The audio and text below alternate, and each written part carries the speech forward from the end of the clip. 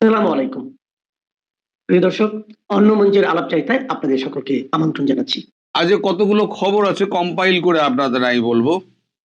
আগে হেডলাইন্স গুলো বলে দিই, তাহলে আপনাদের সুবিধা হবে।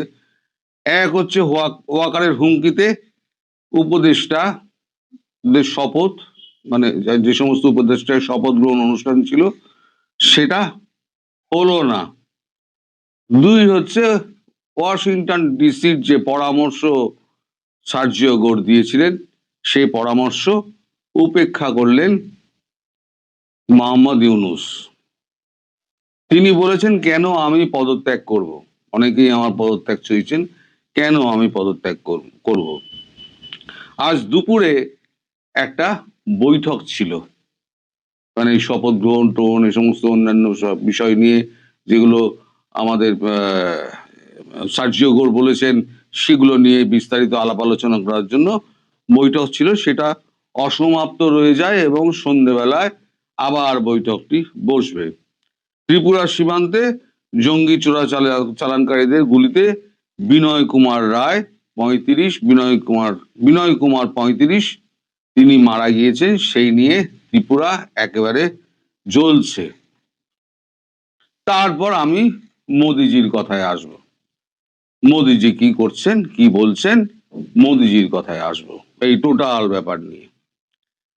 প্রথম হলো গিয়ে ওয়াকার উজ্জামান।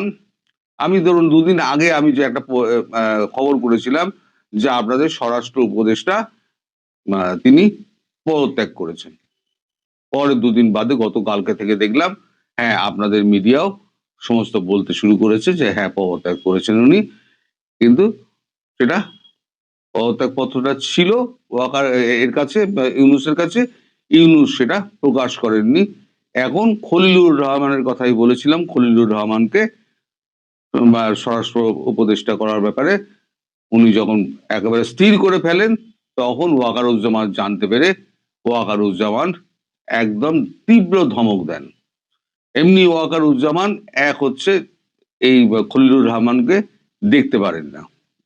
আপনাদের মনে আছে ওনার ওই এতে ঢোকা, ওনাদের ক্যান্টনমেন্টে ঢোকা ওনার নিষেধ করে দিয়েছিলেন ওয়াকারুজ্জামান।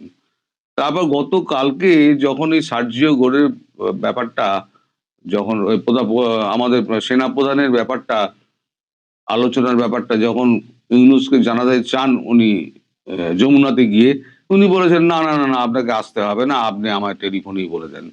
ফলে ওয়াকারুজ্জামানের সেখানেও একটা রাগ ছিল। সেই দুটো রাগ মিলিয়ে আজকে একসঙ্গে ছেড়ে দিয়েছেন ওয়াকারুজ্জামান। বলেছেন যদি এই শপথ গ্রহণে যদি স্বরাষ্ট্র উপদেষ্টা হিসেবে যদি এই খলিলুর রহমান যদি পদ আপনি দেন, তাহলে পরে আমি দেশ অচল করে দেবো।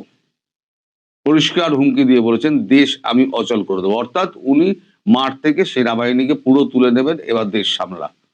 ব্যাপারটা এইরকম জায়গায় পৌঁছেছে। তো ওয়াকারুজ্জামানের এই হুমকি দেওয়ার পর এখন শপথ গ্রহণ, ওই জন্য বৈঠকটাকে পিছিয়ে দেওয়া হয়েছে। আপাতত কোনো শপথ গ্রহণ অনুষ্ঠান আপনাদের হচ্ছে না, কারণ বিভিন্ন জায়গা থেকে এই ২৬ অক্ষরের যে নামের যে ছেলেটা, সে পদত্যাগ করেছে আলাদা লড়বে বলে। মাহফুজ পদত্যাগ করেছে। তারপর তো স্বরাষ্ট্র উপদেষ্টার পদত্যাগ তো মৌলবাদীরা চাইছিল, তিনি পদত্যাগ করে দিয়েছেন। সে পদত্যাগ পত্রটা জমা ছিল। ফলে ৩টে জায়গায় এখন শপথ গ্রহণ অনুষ্ঠান ছিল, সেটা হচ্ছে না। দুই হচ্ছে ওয়াশিংটন ডিসির যে পরামর্শ সার্জিও গোরের, যে এই জিনিসগুলোকে ঠিক করতে হবে। গতকালকের ভিডিও তাই বলেছিলাম। আপনাদের কাগজেও, একটি কাগজে ফিনান্সিয়াল এক্সপ্রেস বোধহয় বা ফিনান্সিয়াল টাইমস এরকম একটা কিছু নাম আছে আপনাদের একটা কাগজে, সেখানেও এই খবরটা বেরিয়েছে। তো ওয়াকার আমাদের মোহাম্মদ ইউনূস তিনি বলেছেন, এইখানে কিছু উপদেষ্টা রয়েছে, তারা এই সমস্ত উস্কানি দেন, তারা হচ্ছেন উস্কানিদাতা, আসল উস্কানিদাতা তারা। বলে তারা যখন উস্কানি দিচ্ছেন, তার দায় আমি কেন নেব? আমাকে কেন পদত্যাগ করতে হবে? আমি তো ঠিক মতো সরকার চালাচ্ছি, দেশে কোনো গন্ডগোল নেই, সব শান্তি মতো চলছে। একেবারে শান্তির শ্মশানে বানিয়ে দিয়েছেন উনি, তা উনি তো বলবেনই যে হচ্ছে খুব ভালো ভালো চলছে। এখন ত্রিপুরার সীমান্তে এখন গতকালকে না পরশুদিনকে চোরাচালান করতে যাচ্ছিল। চোরাচালান করতে গিয়ে একেবারে মুখোমুখি পড়ে যায় বিএসএফ এর এই কতগুলো সন্ত্রাসবাদী চোরাচালানকারী। তারা গুলি চালাতে শুরু করে, পাল্টা বিএসএফ ও গুলি চালায়। বিএসএফ এর গুলিতে ওখানে কজন মারা গেছে তো জানি না, কিন্তু আমাদের এখানে একজন জওয়ানের বুকে গুলি লাগে, তিনি সেখানেই লুটিয়ে পড়েন। বিনয় কুমার বয়স 35, এবং তারপর তিনি মারা যান। এই বিএসএফ জওয়ান যখনই মারা যান তখনই একেবারে হইচই পড়ে যায় পুরো ত্রিপুরা জুড়ে, যে ওরা আমাদের জমিতে না ঢুকতে পেরে সীমান্ত দিয়ে গুলি চালাচ্ছে, তারপরেও ভারতবর্ষ কেন চুপ করে আছে। সেই নিয়ে মশাল মিছিল টিছিল সমস্ত কিছু হচ্ছে, এবং কলকাতা এবং দিল্লিতে যত বিরোধী দল রয়েছে সব একদম রাস্তায় নেমে পড়েছে, যে এই একটা সমস্যা যেটা হয়েছে তার একদম অবিলম্বে নিরসন চাই। নিরসন চাইলেই তো আর হবে না। নিরসন করবে কে? নিরসন করবেন প্রধানমন্ত্রী মোদিজি। আমাদের এখানে একটা গান আছে, কেউ শব্দ করো না, ভগবান নিদ্রা গিয়েছেন, গোলযোগ সইতে পারেন না। প্রধানমন্ত্রী নরেন্দ্র মোদী এখন শয়ন মুদ্রায় রয়েছেন। তিনি এখন মানে কোনো কথাবার্তা, তিনি মৌনতা নিয়েছেন, তিনি কোনো কথাবার্তা বলবেন না। এখন বিরোধীরা বলছে আরো চাল ডাল তেল নুন আরো পাঠিয়ে দিন, আরো বাড়লে কিছু তেলও দিয়ে দিন, মানে পেট্রোল ডিজেলও কিছু দিয়ে দিন। তুষ্টিকরণের রাজনীতি দিয়ে যদি আপনি মনে করেন বাংলাদেশকে আপনি শান্ত করবেন, তাহলে আপনার সে আশায় জল ঢালা হবে। এটা আপনি করবেন না। আজকে বিনয় কুমার মারা গিয়েছেন, যদি প্রধানমন্ত্রী নরেন্দ্র মোদী যদি এখানে একটা শোক বার্তা পাঠান, না না না না না না না না, এ ভুল করবেন না, এই ভুল করবেন না প্রধানমন্ত্রীজি, তাতে কিন্তু হিতে বিপরীত হবে এবং আগুনে ঘি পড়বে। ফলে শোক বার্তা পাঠাবেন না। আসলে ব্যাপার হয়েছে, আপনি চান যে আরো একটা পুলওয়ামা হোক, আরো একটা হোক, আমাদের পেহেলগাঁও হোক, 40-42টা লাশ পড়ুক, 24টা 26টা আপনার তীর্থযাত্রী ভ্রমণ পিপাসু লোকেদের লাশ পড়ুক, তবে না ওই আপনি কফিনে গিয়ে তেরঙ্গা দিয়ে স্যালুট বেড়ে তারপর একটা হুঙ্কার মারবেন, চুন চুন কে মারুঙ্গা, আপ খিচ মেরি ফটো, তবে আপনার শান্তি হবে। তার আগে আপনি কিছুই করবেন না। আপনি স্থির করে নিয়েছেন। ফলে যদি আপনি এখন শোক বার্তা পাঠাতে চান, তাই আমি বললাম যে সেটা আগুনে ঘি পড়বে। সুতরাং আপনি শয়ন মুদ্রায় যখন আছেন, শয়ন মুদ্রাতেই আপনি থাকুন। আমাদের এখানে ঢুকে তারা এখানে ক্রমশ, তারা তো কচু গাছ কাটতে কাটতে ডাকাত হয়, তা কচু গাছ কাটতে কাটতে তারা ডাকাত হোক, আপনি শয়ন মুদ্রায় থাকুন। যখন দেখবেন অর্ধেক ভারতবর্ষ যখন হয়ে গেছে, অশান্ত হয়ে গিয়েছে, চারদিকে আগুন জ্বলছে, বাংলাদেশের একেবারে পরবর্তী একটা বাংলাদেশ, সেখানে এক ভারতবর্ষ তৈরি হবে, তখন আপনি শয়ন মুদ্রা থেকে উঠে তখন বলবেন মারো, এ আব টাইম হুয়া হ্যায়, আব মারো। ততক্ষণে যা ক্ষতি হবার তা হয়ে গিয়েছে। আপনি যদি মনে করেন আপনি তুষ্টিকরণের রাজনীতি করে আপনি হিন্দুদের রক্ষা করবেন, আপনি বিন্দুমাত্র করতে পারবেন না। তার থেকে যেটা আপনি প্ল্যান করেছেন, যে 10-12টা অঞ্চল সীমান্তে আপনি মানবিক করিডোর করে হিন্দুগুলোকে আপনি এপারে নিয়ে আসার ব্যবস্থা করা, সেইটা করার চেষ্টা করুন। ওয়াকারুজ্জামানকে দিয়ে চাপ দিয়ে, আন্তর্জাতিক প্রেশার দিয়ে, তাহলে যদি এটা কাজ হয়। না হলে পরে আপনার এই শয়ন মুদ্রায় থেকে আপনার মানে কর্ণঘোর যদি কিছু না পৌঁছায়, তাহলে পরে ভারতবর্ষ অশান্ত হবে এবং বাংলাদেশ আরো জ্বলবে, এবং তার ফল ভোগ করতে হবে আমাদের। আপনি ভোটের রাজনীতি করুন, তবে নিশ্চিতভাবে এটা বলতে পারি, আপনি যদি এইভাবেই চলতে থাকে, তাহলে 2029-এ বিজেপি সংঘ পরিবার মুখ পরিবর্তন করবে। আমি বাধ্য হয়ে আজকে এই কথাটা বললাম। আপনি লিখে রেখে দিন, সংঘ পরিবার আপনার পাশে থাকবে না। কারণ মোহন ভাগবত যা বলে গিয়েছেন সেটা হচ্ছে কঠোর বার্তা বলে গিয়েছেন বা পৌঁছে দিয়েছেন। আপনার কূটনীতি, আপনার রাজনীতি সমস্ত ওই সন্ন্যাসের সময় চললো ছোলা, তুললো থোলা, ঝোলা আর চললো ভোলার মতো সত্যিকারের একদিন প্রমাণিত হয়ে যাবে আপনার আচরণ থেকে মনে হচ্ছে। সবাই আগামীকাল 25শে ডিসেম্বর বৃহস্পতিবার লন্ডনের দীর্ঘ নির্বাসন শেষে বাংলাদেশে ফিরবেন বিএনপির ভারপ্রাপ্ত চেয়ারম্যান জনাব তারেক রহমান।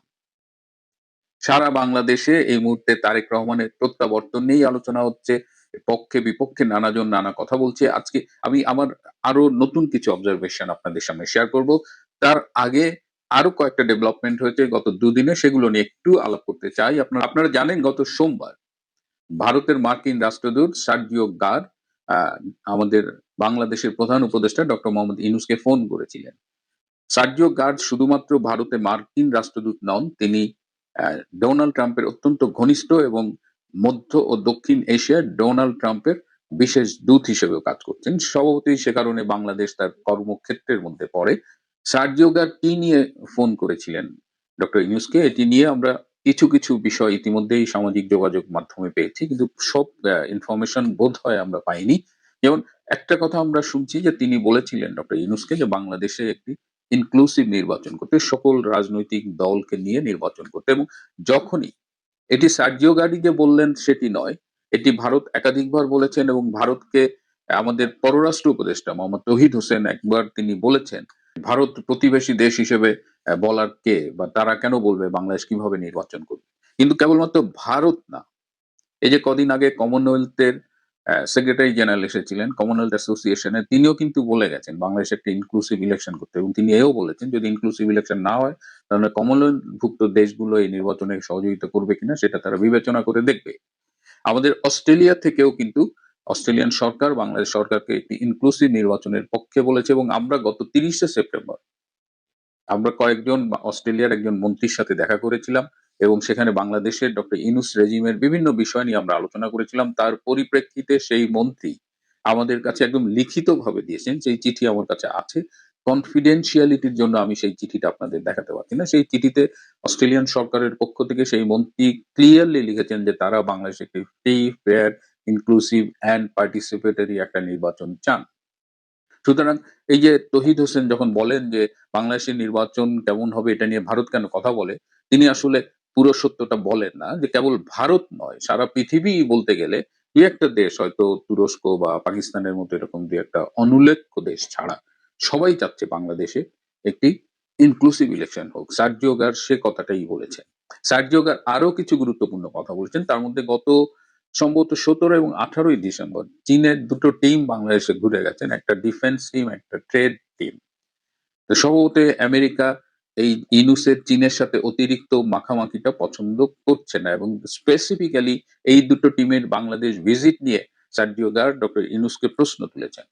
ডক্টর ইউনূস বলেছেন এগুলো পূর্ব নির্ধারিত ভিজিট ছিল, তিনি ঠেকাতে পারেননি। কিন্তু আমেরিকা এই প্রশ্নের উত্তরটি গ্রহণ করেনি, কারণ ইউনূস যে চায়নাকে নিয়ে ভারতের বিরুদ্ধে খেলতে গিয়েছে এবং পাকিস্তানকে নিয়ে খেলছে, তো এই বিষয়গুলো তো খুব ওপেন সিক্রেট। এছাড়াও এই যে সম্প্রতি উসমান গনির যে জানাজা সেইখানে এবং তার মৃত্যুকে কেন্দ্র করে শাহবাগে সেখানে দুজন চিহ্নিত জঙ্গিকে দেখা গেছে, একজন হলো জসিমউদ্দিন রহমানিয়া আর একজন আতাউর রহমান বিক্রমপুরী। এই দুইজন জঙ্গির উপস্থিতি নিয়েও ডক্টর ইউনূসকে প্রশ্ন করা হয়েছে। এবং আজকে আপনারা খেয়াল করেছেন যে মঙ্গলবার দিবাগত রাতে আতাউর রহমান বিক্রমপুরী নরসিংদী থেকে গ্রেপ্তার হয়েছেন, এবং আমি অবাক হব না যদি জসিমউদ্দিন রহমানিয়াও খুব তাড়াতাড়ি গ্রেপ্তার হয়ে যান।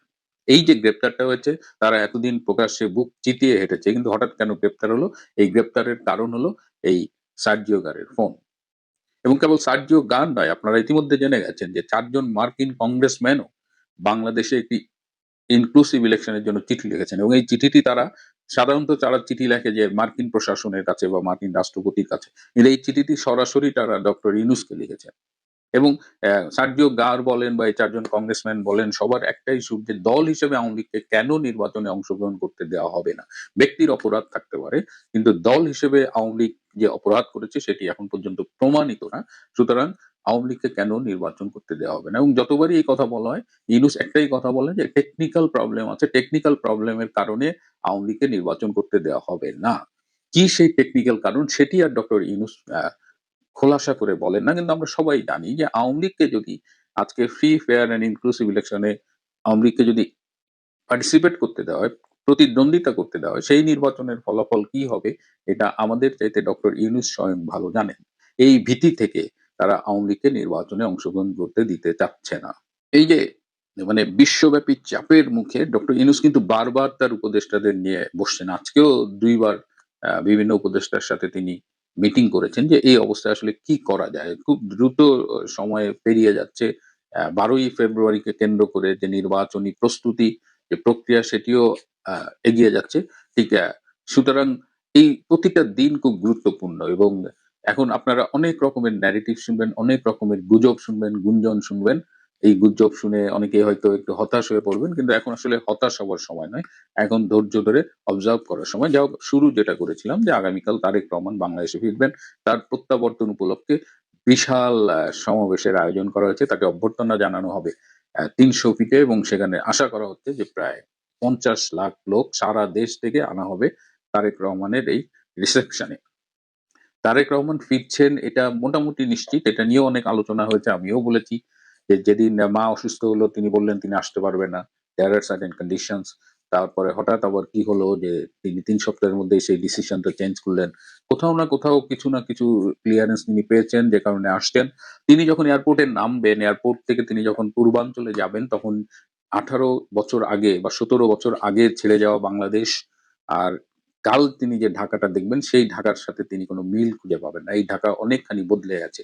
যে পূর্বাঞ্চলে তিনি সমাবেশটি করবেন সেই পূর্বাঞ্চলের ৩০০ ফিট রাস্তাটাও তখন এক্সিস্ট করতো না। তিনি যখন চলে গেছেন। এই বদলে যাওয়া ঢাকা, এই যে পূর্বাঞ্চলের ৩০০ ফিট এই সবই কিন্তু তার রাজনৈতিক প্রতিপক্ষ শেখ হাসিনার অবদান।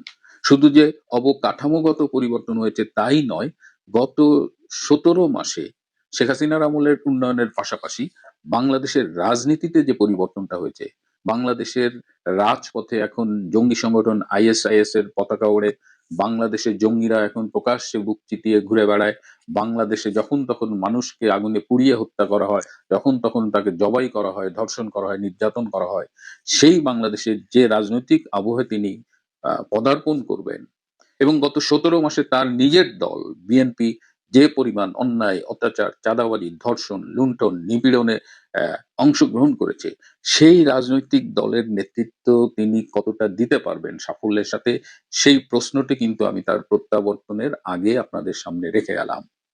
তারেক রহমান যে বাংলাদেশে ফিরবে, যে রাজনীতিতে ফিরবে, সেটি খুব সহজ সরল কোনো সমীকরণ নয়। এমনকি তিনি কোনো সহজ সরল সমীকরণের অংশ হিসেবেও বাংলাদেশে ফিরছেন না। তার সামনে বিশাল রাজনৈতিক চ্যালেঞ্জ, তার সামনে ডেফিনিটলি নিরাপত্তার চ্যালেঞ্জ। যদিও তার নিরাপত্তার দায়িত্বে যারা রয়েছেন একজন রিটায়ার্ড ব্রিগেডিয়ার দেখলাম তিনি বলছেন যে তারা সরকারের কাছে এসএসএফ চাননি। ঝুঁকির চাইতে তাদের প্রস্তুতি নাকি অনেক বেশি। ফেয়ার এনাফ, শুনে ভাল লাগলো। কারণ রাজনৈতিক এই ঝুঁকি এগুলো আসলেই আমরা কেউ চাই না। তারপরেও নিজের রাজনৈতিক দলের অবস্থা, যেটি অবশ্যই প্রচন্ড সমালোচিত হচ্ছে এই মুহূর্তে এবং মাজুল, বাংলাদেশের জঙ্গিদের যে অবাধ বিচরণ এবং তিনি যে রাজনৈতিক ধারার নেতৃত্ব দেন, বাংলাদেশে অ্যান্টি আওয়ামী লীগ রাজনৈতিক ধারাটার যে নেতৃত্ব দেন, সেটি কখনো ভারত বিরোধী, কখনো মুক্তিযুদ্ধ বিরোধী, এই একটা জগাখিচুড়ি রাজনীতির নেতৃত্ব দেন, সেটি তিনি কিভাবে সামাল দেবেন? এত বছর পর দেশে ফিরে তিনি পারবেন কিনা? সেই প্রশ্নগুলো দেখার জন্য আমাদের অপেক্ষা করতে হবে। তবে আগামী দিনগুলোতে পরিস্থিতি কোন দিকে যাবে একটু ধৈর্য সহকারে আপনারা অপেক্ষা করেন। অনেক কিছুই ঘটবে এমন প্রত্যাশাটাই করছি। প্রিয় বন্ধুরা, আজ এ পর্যন্ত